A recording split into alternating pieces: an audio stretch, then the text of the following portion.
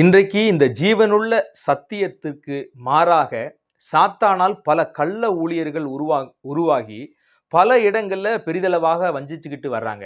பெரிய பெரிய ஊழியக்காரங்க நம்ம நினைச்சுக்கிட்டு இருக்கிற எல்லாருமே பார்த்தீங்கன்னா, சத்தியத்துக்கு விரோதமான போதனைகளை செய்து பணத்திலே விழுந்த ஆசாமிகளாகவே இருக்கிறாங்க.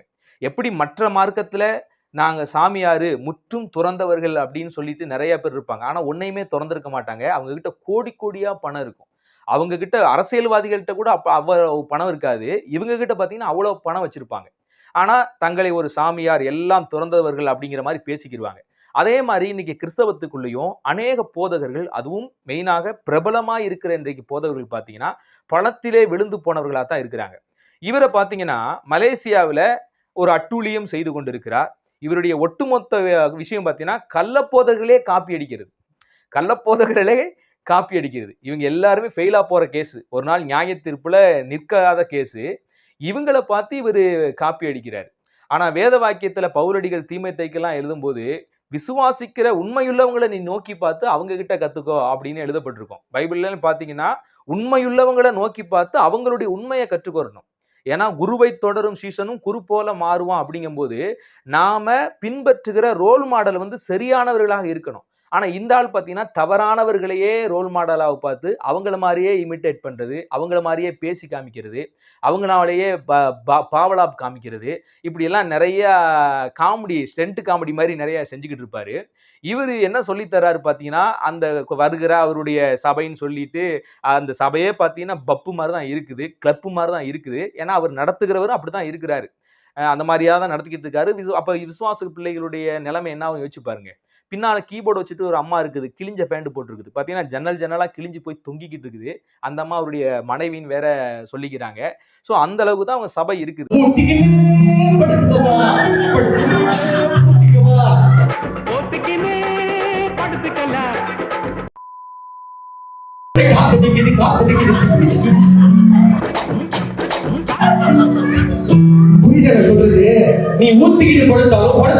எப்படி அவங்க சத்தியத்துல ரொம்ப கீழானவர்களாக இருக்காங்களோ அவங்களுடைய செயல்பாடும் அத்தனை தரம் தாழ்ந்ததாகத்தான் இருக்குது. அவர் என்ன சொல்றாருன்னு கேட்டீங்கன்னா, நீ என்ன தப்பு செஞ்சாலும், நீ சிகரெட் அடிச்சிட்டு இருக்கிறியா, கர்த்தர் உன் கூட தான் இருப்பார். நீ தண்ணி அடிச்சுக்கிட்டு இருக்கிறியா, கர்த்தர் உன் கூட தான் இருப்பார். ஒருவேளை விபச்சாரம் செஞ்சுக்கிட்டு இருக்கிறியா, கர்த்தர் உன் கூட தான் இருப்பாரு. ஏன்னா அவர் நமக்கு கொடுத்திருக்கிற வாக்குத்தத்தம், உன்னை விட்டு விலகுவதும் இல்லை, உன்னை கைவிடுவதும் இல்லை அப்படின்னு பேசுறாரு. நீ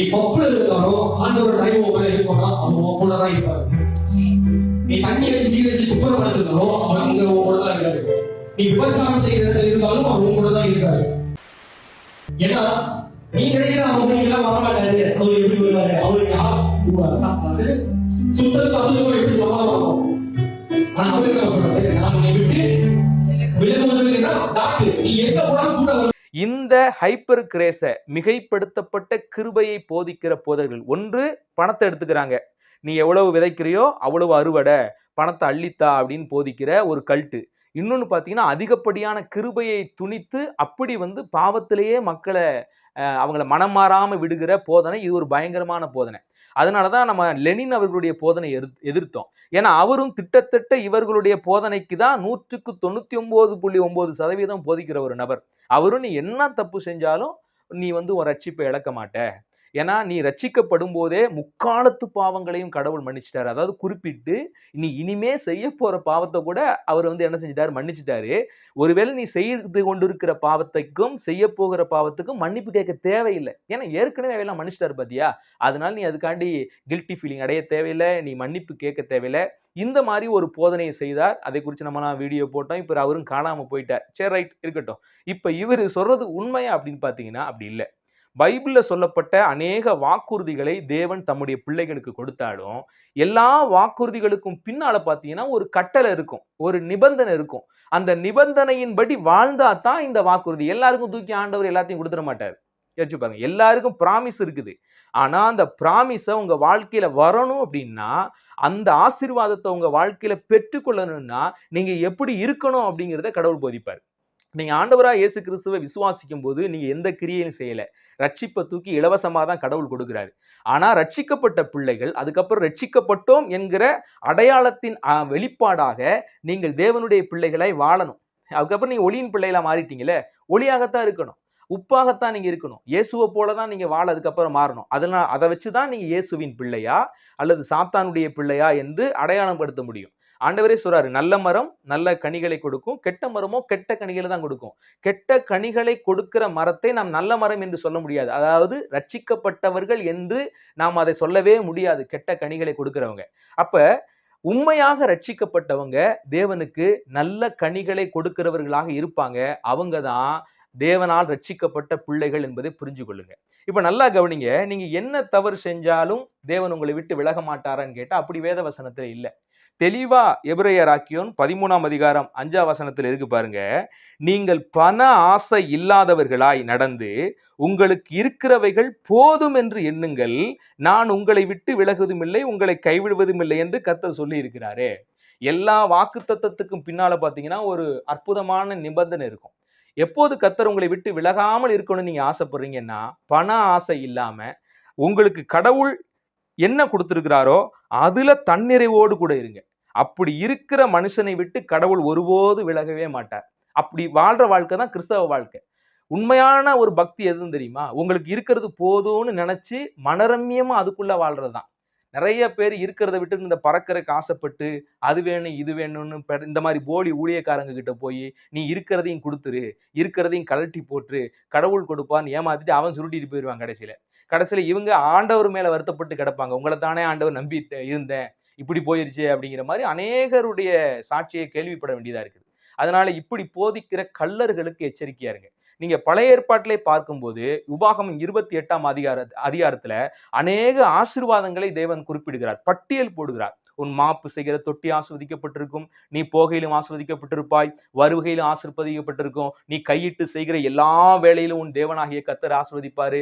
யாரெல்லாம் உனக்கு விரோதமா எழும்பி ஒரு வழியா வர்றானோ, அவெல்லாம் நான் 7 வழியா விட்டு ஓடிருவான். அப்படியெல்லாம் பல ஆசீர்வாதங்களை தேவன் கொடுக்கிறார்.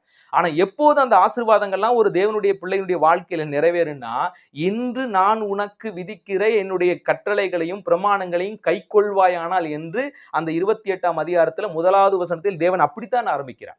அப்படி கைக்கொள்ளுகிற மனுஷனுக்கு தான் அனைத்து ஆசீர்வாதங்களும். நீங்க பழைய ஏற்பாட்டிலையும் சரி, புதிய ஏற்பாட்டிலும் சரி, அனைத்து வாக்குத்தத்தங்களுமே நிபந்தனைக்குட்பட்ட வாக்குத்தத்தங்களாகவே இருக்கும். ஏன் நித்திய ஜீவனை குறிச்சு கூட புதிய ஏற்பாட்டில் என்ன வசனம் சொல்லப்பட்டிருக்குது? ரோமரின் புத்தகம் 2ஆம் அதிகாரம் 7ஆம் வசனத்துல, சோர்ந்து போகாமல் நற்கிரியைகளை செய்து மகிமையையும் கனத்தையும் அழியாமையையும் தேடுகிறவர்களுக்கு நித்திய ஜீவனை அளிப்பாராம். அப்ப நித்திய ஜீவன் யாருக்கு? ஆண்டவர் ரட்சிப்பை இலவசமாக தருகிறார். ரட்சிக்கப்பட்டு உள்ள வந்ததுக்கு அப்புறம் அந்த ரட்சிப்புக்கேற்ற கிரியையாகிய நற்கிரியைகளை செய்து மகிமையையும் கனத்தையும் அழியாமையையும் தேடணும். அப்படி தேடுறவங்களுக்கு நித்திய ஜீவனை தேவன் என்ன செய்வாரு? அளிப்பார் என்றே வேதம் சொல்லுகிறது. அதனால் கர்த்தருடைய பிள்ளைகளே, தயவு செஞ்சு அநேக கள்ள ஊழியர்கள் இன்னைக்கு பெருகி இருக்கிறபடினால நீங்க எல்லா ஆவிகளையும் நம்பாமல் அவைகள் எல்லாம் தேவனால் வந்த ஆவிகளா என்பதை சோதித்து அறிகிற ஒரு ஞானமுள்ள இருதயம் வேணும். பரிசுத்த ஆவியானவர் நிச்சயமாக உங்களுக்கு உதவி செய்வார். வேதத்தை கிரமமாக தெளிவாக ஆராய்ந்து வாசியுங்கள். இப்படிப்பட்ட கள்ளர்களுக்கு உங்களை காப்பாற்றிக் கொள்ளுங்கள். நீங்கள் காப்பாற்றிக் கொள்ளப்பட்டது மாத்திரமல்ல, உங்களை சார்ந்த நீங்கள் பார்க்கிற மற்றவர்களையும் காப்பாற்றும்படியாவது ஏதாவது ஒரு கிரியை செய்யுங்க. முடிஞ்சா இந்த வீடியோவையாவது அவங்க கிட்ட ஷேர் பண்ணி அனுப்புங்க. கர்த்தர் உங்களை ஆசீர்வதிக்கட்டும்.